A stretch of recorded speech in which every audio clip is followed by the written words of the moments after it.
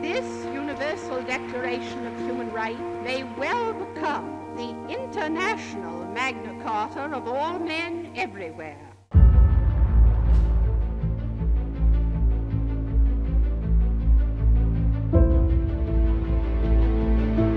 After the Second World War and the Great Economic Depression, there was a spirit to think, what can we do to ensure that this kind of situations will never happen again?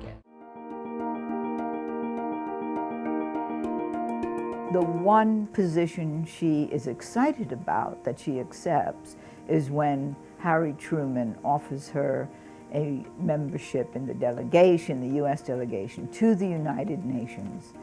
It was such an opportunity to build a movement for peace and for human rights.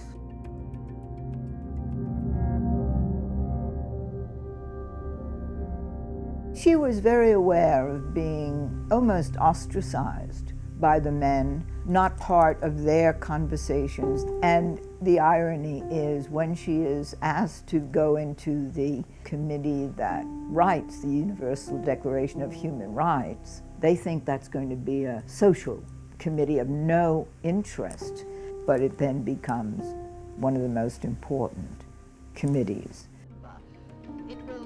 Eleanor Roosevelt, being a woman who was very strong with democratic ideas, and she was really key on the draft of the Declaration of Human Rights. I now open the meeting of the drafting committee of the Commission on Human Rights.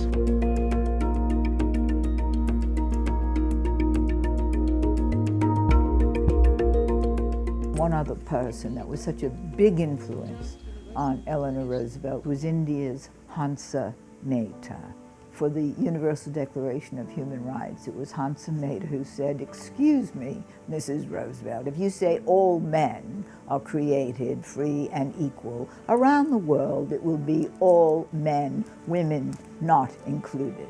And so the words were changed to all human beings. That small change has had a tremendous impact. Women will be included everywhere. All human beings, men and women and children, have these rights. It says that these rights of the people are not because you are from some geographical region, because you have from some culture or some religion. It's just because we are human beings, just because we exist, that we are entitled to those rights. The real change which must give to people throughout the world their human rights must come about in the hearts of people. It is a declaration of basic principles of human rights and freedoms, and to serve as a common standard of achievement for all peoples of all nations. It's one of the most significant moments in world history. The Universal Declaration of Human Rights is the beacon for the future. We will ensure that this Universal Declaration will be the light that shines and will guide how we relate to each other.